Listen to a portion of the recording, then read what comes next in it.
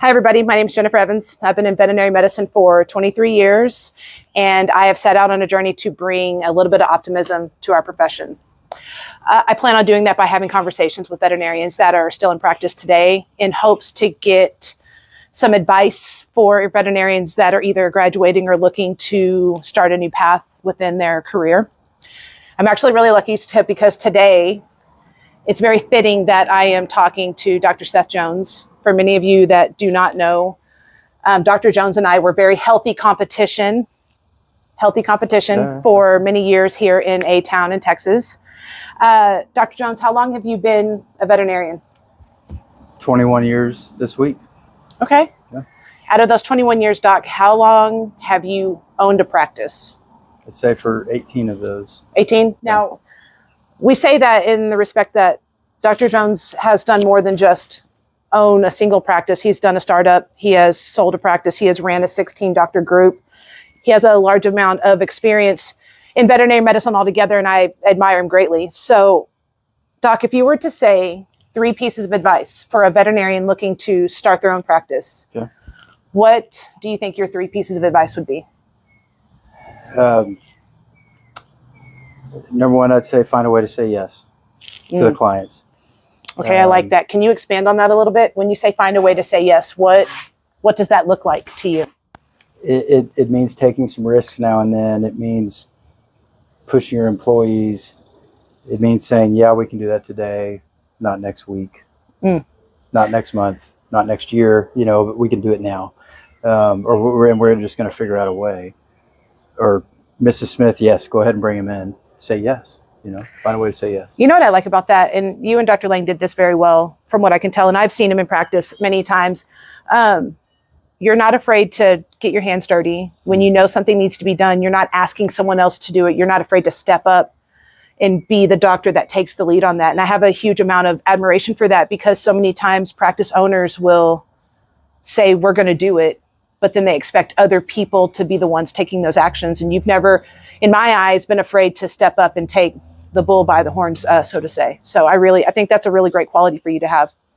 Well, I've been pretty lucky. I've always had a team, Okay. It's been very rare circumstances where I practice by myself. So, there's always been, through total blessing, and that's it. But, a really great team, that I've just been a part of, that there's a bunch of hard workers that are very, very good at what they do. So you know what I love about this? We're going to piggyback off of this into the second one because you kind of told me an idea of what your 3 pieces of advice would be. And I love that what you just said leads directly into your second piece of advice for somebody looking to start their own practice. What would that second piece of advice be? Well, it was to be the plow mule. Yeah.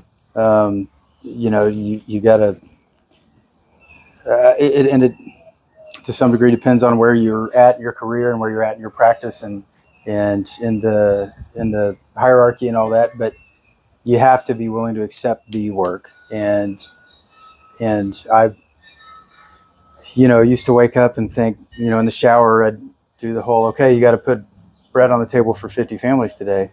And then it was 60 families, and then it was 75 families, but there was always a responsibility of the work has to get done. And work, there's a lot of things that are work. Sometimes it's giving a rabies shot. Sometimes it's pulling porcupine quills. Sometimes it's talking to the irate client. Sometimes it's hugging necks. Sometimes it's showing up at community events. And sometimes it's dealing with bankers, lawyers, et cetera. But there's work that's got to be done, and you got to accept it, and you got to just pull the yoke.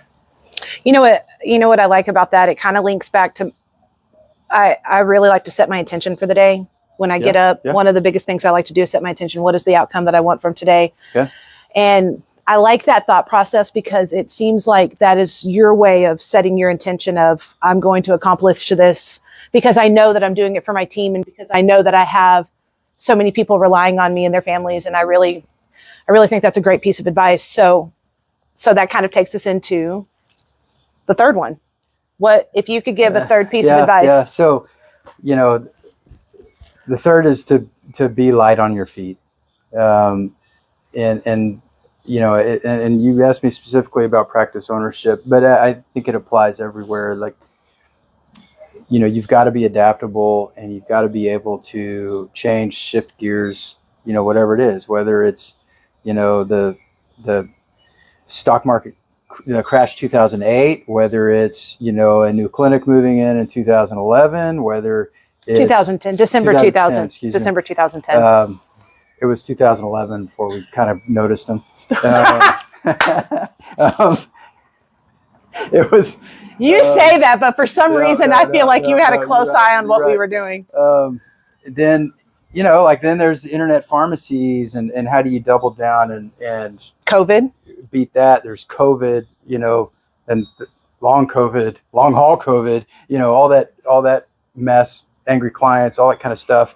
And we moved in the middle of COVID to a big new building. Gorgeous facility in the middle of Bernie, Texas. You've got to be light on your feet and willing to shift gears and figure out how to change things up.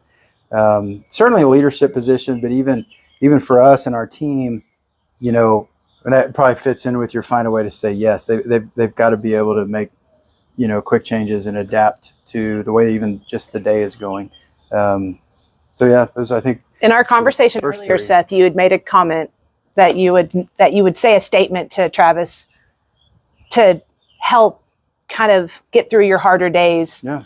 Can you tell me what that statement was? Because I think that is such an important, the way that you said it and the way that it, again, goes back to your intention of how you're running your practice. I just think it speaks loudly for that. Do you remember what you said? Well, so it's show up, work hard, and smile, and, I think that probably encompasses half of what we talked about so far, but Will Rogers said the world is run by those who show up, and, you got to show up. And if you smile, it permeates, it helps with your all the way down and all the way up, as far as that goes. Right. Being happy about what you're doing and embracing kind of the goodness of what we do. It's pretty easy to get bogged down and think, okay, one more bad client, one more bad review, one more bad outcome, because those things all happen. They happen, to everybody, and they probably happen more if you're willing to take chances and stick your neck out there. I couldn't agree more with that. The truth is, you have to step back sometimes and say, in my dark moments, I can think to myself, I'm just a vet and I've never actually saved a life. 90% of these animals save themselves. What are we doing? But then you go and derotate a stomach for a single old lady who, really lives for that dog. You made the world a better place. It's so funny. So I'm going to say two things to this conversation because I think it's so valid and kind of what we're talking about. But I talk all the time about, it's easy to get lost in this thought process of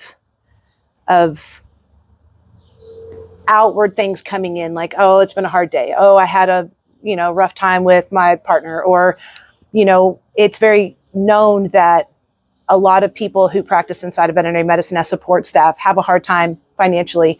And we never seem to remember those moments when that feels the hardest. What we seem to remember is the dog that we saved from parvo, or the puppy that we didn't think that was going to make it overnight that you came in and saw their tail wag. Like, those are the moments that make the massive difference. And to be able to be a part of that, I think, is so valuable for anybody within the walls of veterinary medicine. And I think that's what speaks the loudest to us. And then I think the second thing that goes along with what you said, which is funny, but part of what inspired these kind of conversations is that I was able to go into a lot of veterinary hospitals, and I was able to ask a lot of veterinarians 3 pieces of advice that they would give to a graduating veterinarian. And there's one that stuck in my mind. There's this good old boy. He looked at me, he said, Jennifer, he said, the thing about graduating veterinarians is they're always going to pass in life. He was like, no matter what, 60% of the dogs that you work on are probably going to get better on their own, probably would have gotten better on their own. 30% you're going to actually save, and 10% aren't going to make it. He said, so no matter what, they're going to pass in life. What it comes down to is how you treat the people. Yeah. And I was like, man, that's an incredible piece of advice, because it rings so true. It really comes down to how you treat the people, which I think allowed for us to have such healthy competition between us because we all had the same purpose, which was to save some animals and to treat the clients like they matter, because they do. And so it caused for a pretty interesting race, a lot. And I'm grateful I got to be a part of that journey. So yeah, that was fun. Yeah, it was fun. All right. Well, I appreciate this time that we've had today, and I thank you so much for being a part of this. Absolutely. All right. Absolutely. Deal. Good luck.